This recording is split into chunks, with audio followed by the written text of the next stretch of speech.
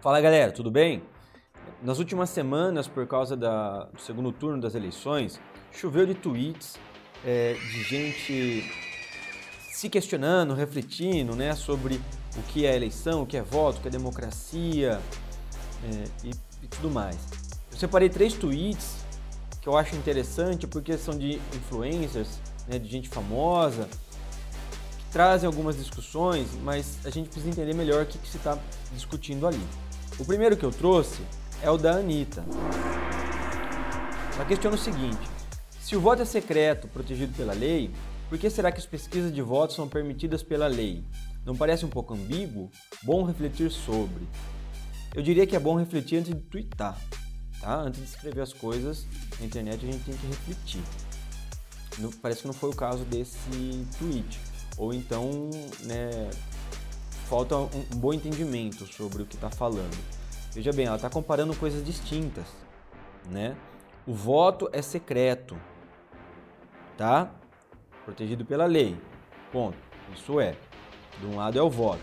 Do outro lado é o resultado da eleição. O resultado é público. Ele é publicado, ele não é secreto. Na pesquisa de opinião, existe a coleta das opiniões. Não há identificação das pessoas. Não há publicação da identidade e da escolha das pessoas. O que há é a divulgação do resultado. Tudo bem? Mas por que o voto é secreto?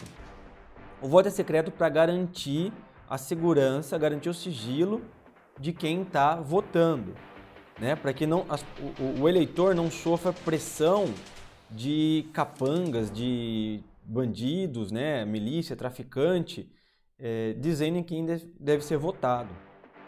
Então você lá na urna vai sozinho e você pode escolher quem você quiser, é para garantir isso.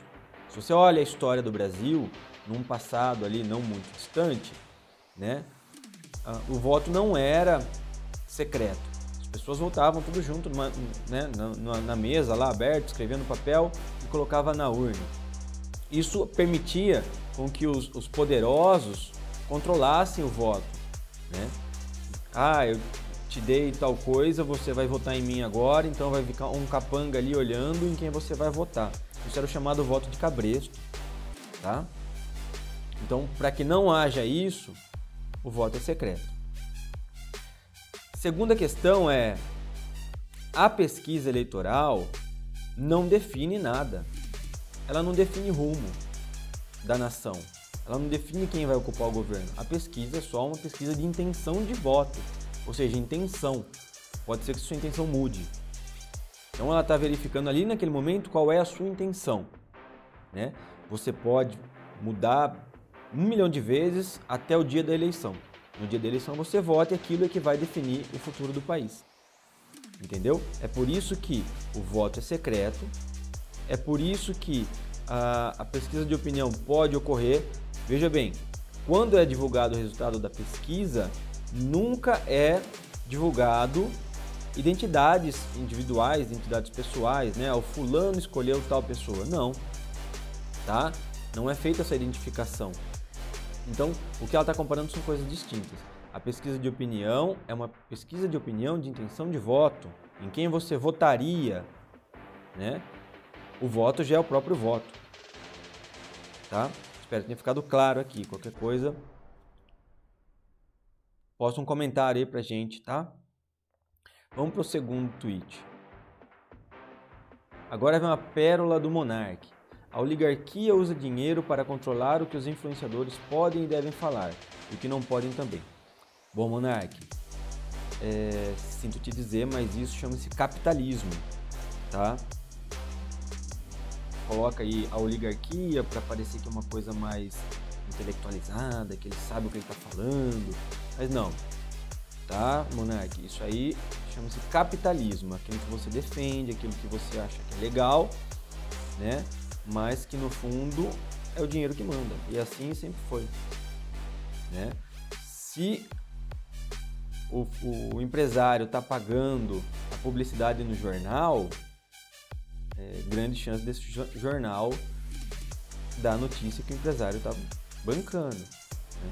Se o empresário está bancando a publicidade na TV, há grandes chances da notícia ser condizente com o que esse empresário quer, né?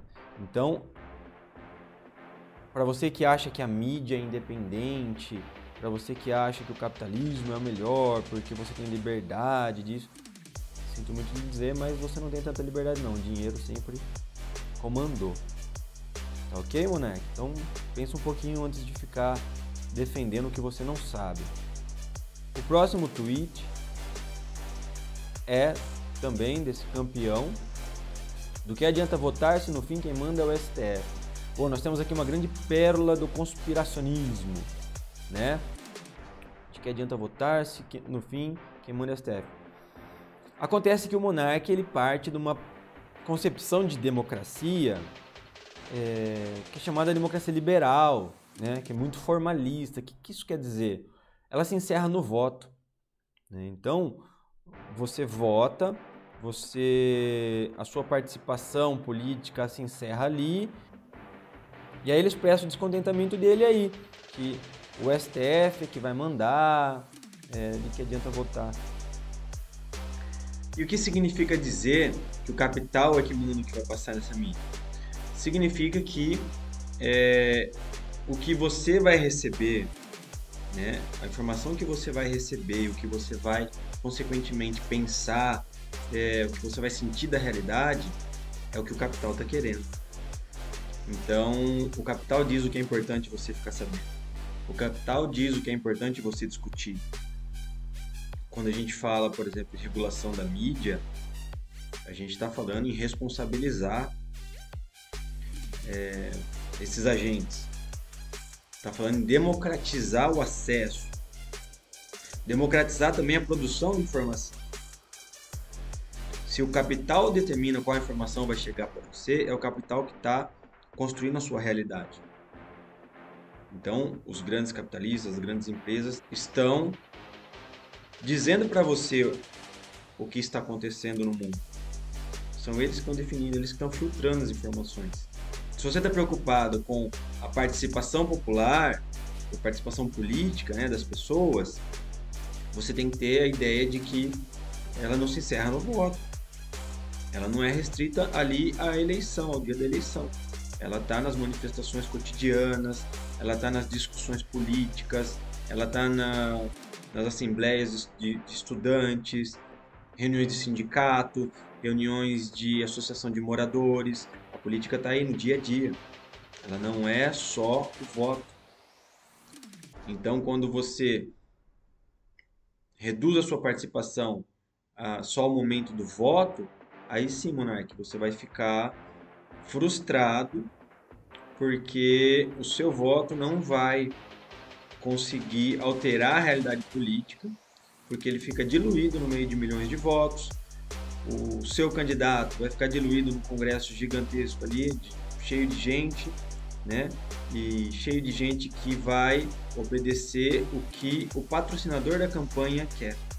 Isso chama-se lobby, né? A empresa paga campanhas aí de deputados, vereadores, prefeitos, tudo mais. E aí esses políticos vão tomar as medidas que o financiador da campanha quer, tá? Então ficar parado ali só no voto, só na questão do voto, realmente é uma coisa que não vai mudar. A impressão é que vai ter um inimigo que está controlando a situação. Que no caso, hoje em dia, essa extrema-direita maluca acha que é o STF. Então eu te digo, Monark, no final quem manda não é o STF, no final quem manda é a grana, tá bom?